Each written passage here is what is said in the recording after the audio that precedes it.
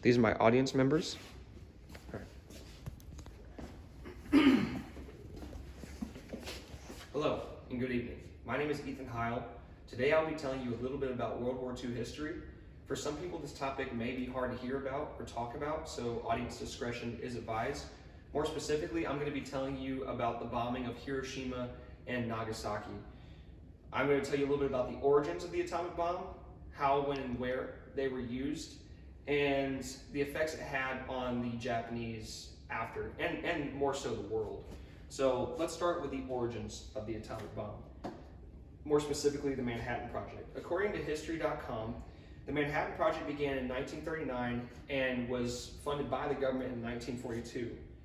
From the information I got from Created Equal, A History of the U.S., the project received $2 billion in government funding and employed over 125,000 people and was headed by J. Robert Oppenheimer, who conducted research in Los Alamos, New Mexico. The first successful test was on July 16, 1945, so this was after years of research, and this was roughly 2 months after the Germans surrendered in World War II. So the last remaining powers against the Allied powers was Japan. And so Harry S. Truman, the president at the time, he had 4 options to consider on what he wanted to do with that knowledge that the atomic bomb was successful. His first option was to not use the atomic bomb at all, to just try and infiltrate Japan to make them surrender through the use of firepower. His second option was to bomb a non-populated area so that it might intimidate the Japanese and force them to surrender in the war. The third option was from his military advisors, who wanted him to bomb a Japanese military outpost with warning ahead of time so that civilians might have a chance to evacuate. And the fourth and final option, which is the one he chose, was to bomb a heavily populated Japanese city without warning, and those were the cities of Hiroshima and Nagasaki. I'm going to tell you a little bit about that. So, some additional information I got from History.com.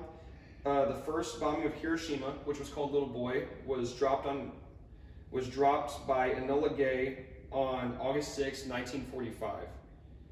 So the bomb exploded 2,000 feet above the air and killed over 100,000 people almost instantly. And these people died terrible deaths. They were either incinerated instantly, severely burned, or they died later from radiation poisoning.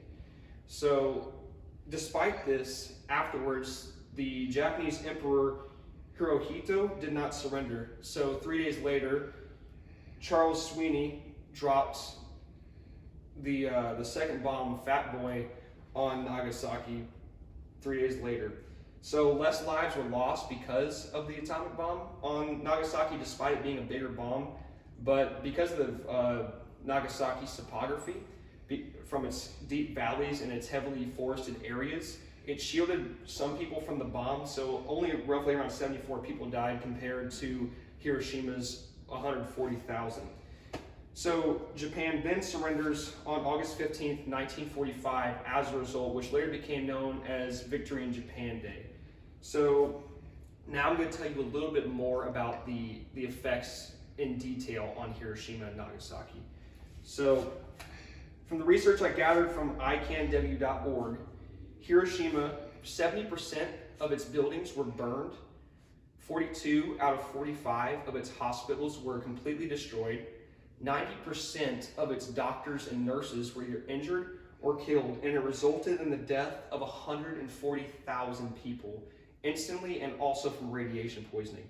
Nagasaki, like I stated before, it only killed 74,000 people, but the blast was so large that the ground reached a temperature of 4,000 degrees Celsius, and the radiation was so immense that it produced radioactive rain, which got into the water supply and damaged and poisoned tons of people everywhere, to the point where it looked like there was no hope.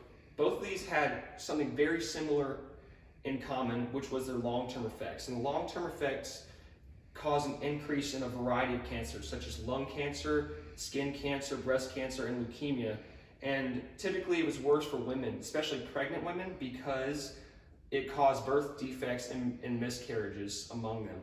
So with all these things in mind, I understand that this topic could be difficult to talk about, but I think it's also important to talk about history so that it does not repeat itself.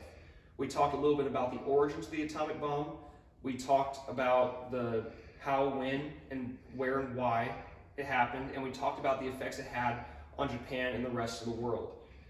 All of these things come together to explain why Japan surrendered in the first place in World War II, and hopefully you have learned something new today that you can take away from this. The only way for history not to repeat itself is by talking about it, and more so learning about it, and this is exactly what we did here today. Thank you very much.